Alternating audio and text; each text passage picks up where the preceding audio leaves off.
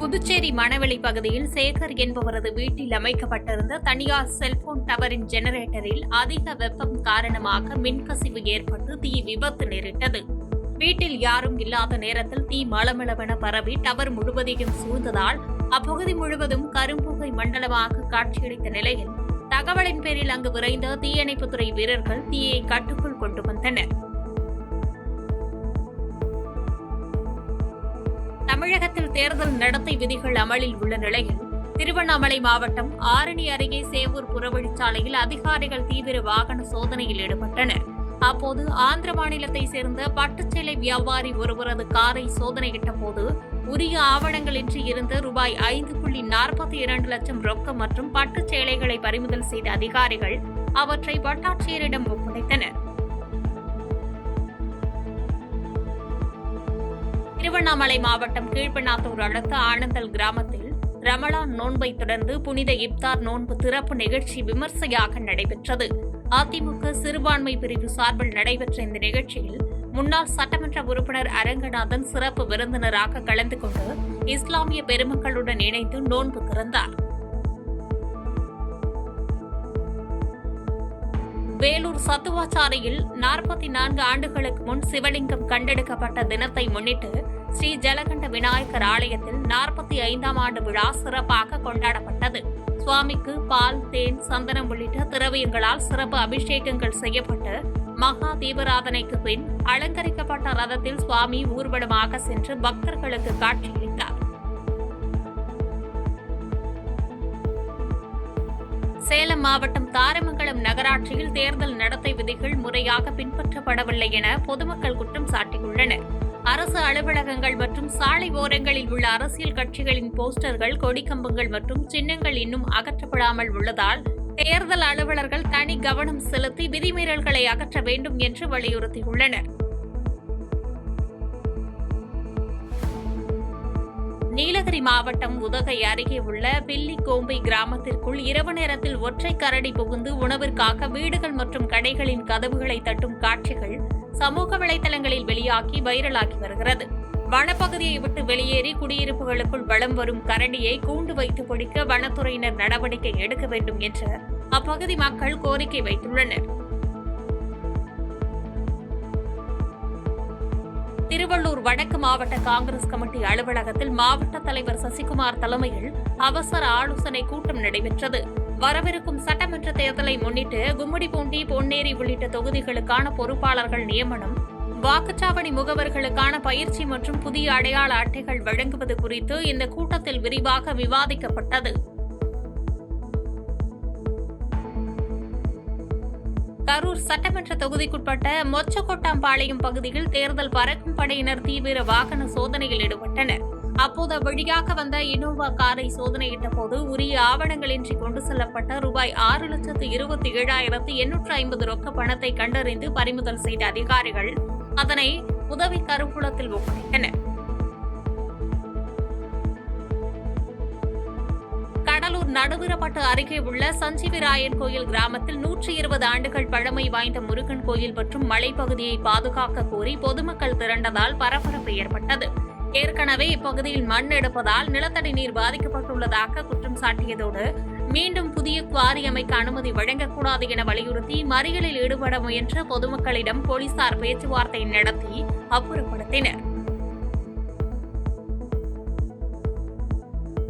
கோவை மாவட்டம் வடவள்ளியில் வாடிக்கையாளர் போன்று கடைக்குள் நுழைந்த நபர் விலை உயர்ந்த செல்போன் ஒன்றை வாங்குவது போன்று நடித்து கடைக்காரரிடம் பெற்றுக்கொண்டு அங்கிருந்து மின்னல் வேகத்தில் ஓடி வெளியில் பைக்கில் காத்திருந்த கூட்டாளியுடன் தப்பிச் சென்றார். புகாரின் பேரில் திருட்டில் ஈடுபட்ட மர்ம நபர்களை போலீசார் தேடி வரும் நிலையில் இதுகுறித்த சிசிடிவி காட்சி வெளியாகி அதிர்ச்சியை ஏற்படுத்தி வருகிறது.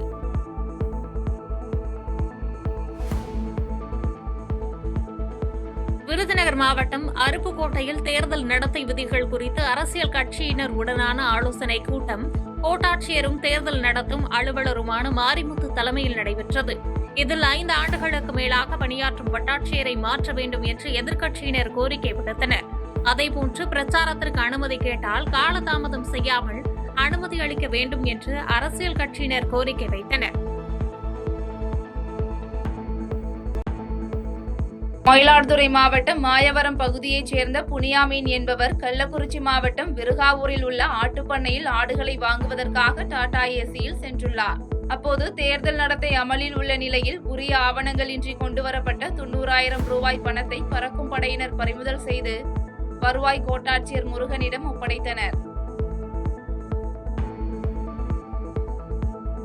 திருவாரூரில் பொதுமக்கள், நடுத்தர மக்கள் மற்றும் வர்த்தகர்கள் பெருமளவில் பயன்படுத்தி வரும் கம்பன் ரயில் சேவையை தொடர்ந்து இயக்க வேண்டும் என வலியுறுத்தி திருவாரூர் ரயில் நிலையம் முன்பு கண்டன ஆர்ப்பாட்டம் நடைபெற்றது. மேலும் கோரிக்கைகள் நிறைவேற்றப்படாத பட்சத்தில் வரும் 24ஆம் தேதி திருவாரூரில் அனைத்து கடைகளையும் அடைத்து உண்ணாவிரத போராட்டம் நடத்தப்படும் எனவும் ஆர்ப்பாட்டத்தில் கலந்து கொண்டவர்கள் எச்சரிக்கை விடுத்தனர். கோவை மாவட்டம் பொள்ளாச்சி மோதிராபுரம் பகுதியில் பறக்கும் படையினர் நடத்திய வாகன தணிக்கையில் சாஜி என்பவர் உரிய ஆவணங்களின்றி கொண்டு வந்த 3,87,500 ரூபாயும், இதேபோல் சிடிசி மேடு பகுதியில் நடத்திய சோதனையில் அருண் சூர்யா என்பவர் உரிய ஆவணமின்றி கொண்டு வந்த 1,93,200 ரூபாயும் பறிமுதல் செய்யப்பட்டது. இதேபோல் நேற்று மட்டும் பல்வேறு இடத்தில் நடத்திய சோதனையில் 12,37,670 ரூபாய் பறிமுதல் செய்யப்பட்டு பொள்ளாச்சி தொகுதி தேர்தல் நடத்தும் அலுவலர் ராமகிருஷ்ண சாமியிடம் ஒப்படைக்கப்பட்டது.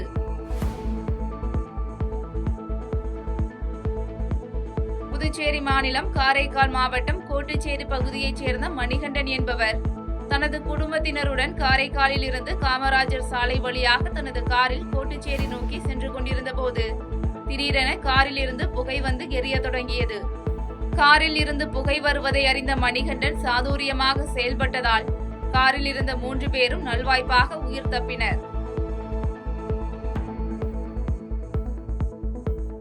திண்டுக்கல் மாவட்டம் செல்லமந்தாடி சோதனை சாவடியில் தேர்தல் பறக்கும் படை வாகன சோதனையில் ஈடுபட்டிருந்த போது உரிய ஆவணங்களின்றி கொண்டுவரப்பட்ட 3,01,210 ரூபாய் பணத்தை பறிமுதல் செய்தனர். மேலும் பறிமுதல் செய்யப்பட்ட பணத்தை திண்டுக்கல் மேற்கு தாலுகா அலுவலகத்தில் உள்ள சுல்தான் சிக்கந்தர் என்பவரிடம் ஒப்படைத்தனர். திண்டுக்கல் மாவட்டம் வேடச்சந்தூர் அருகே உள்ள குஜிலியம்பாறையில் திண்டுக்கல்லில் இருந்து கரூர் நோக்கி சென்ற தனியார் பேருந்து கொல்லம்பட்டி பிரிவு அருகே சென்றபோது குறுக்கே வந்த லாரியின் மீது மோதியது. இதில் பேருந்தில் பயணம் செய்த 20க்கும் மேற்பட்டோர் காயமடைந்த நிலையில் தகவல் அறிந்து வந்த போலீசார் காயமடைந்தவர்களை மீட்டு சிகிச்சைக்காக அரசு மருத்துவமனைக்கு அனுப்பி வைத்தனர். மேலும் இந்த விபத்து குறித்து குஜிலியம்பாறை போலீசார் விசாரணை மேற்கொண்டு வருகின்றனர். தஞ்சாவூர் மாவட்டம் கும்பகோணம் அருகே வெள்ளை பிள்ளையார் கோயிலுக்கு காரில் வந்த 3 நபர்கள் பிறந்த தொப்புள் கொடியுடன் உள்ள ஆண் குழந்தையை சிமெண்ட் சாக்கில் கோயிலின் வாசலில் வைத்துவிட்டு சென்றுள்ளனர். பின்னர் இதுகுறித்து தகவல் அறிந்து வந்த போலீசார் குழந்தையை மீட்டு மருத்துவமனையில் அனுமதித்து சிகிச்சை அளித்தனர். மேலும் அப்பகுதியில் உள்ள சிசிடிவி கேமராக்களை ஆராய்ந்து போலீசார் விசாரணை மேற்கொண்டு வருகின்றனர். செய்திகளை உடனுக்குடன் தெரிந்து கொள்ள கீழ்கண்ட கேபிள் மற்றும் டிடிஎச் நெட்வொர்க்குகளில் எம்நாடு செய்தி தொலைக்காட்சியை காணுங்கள். பாதகம் செய்பவரை கண்டால் நாம் பயம் கொள்ளலாகாது பாப்பா. மோதி மிதித்துவிடு பாப்பா, அவர் முகத்தில் உமிழ்ந்துவிடு பாப்பா. அண்மை செய்திகளை உடனுக்குடன் தெரிந்து கொள்ள இணைந்திருங்கள் எம்நாடு தொலைக்காட்சியுடன்.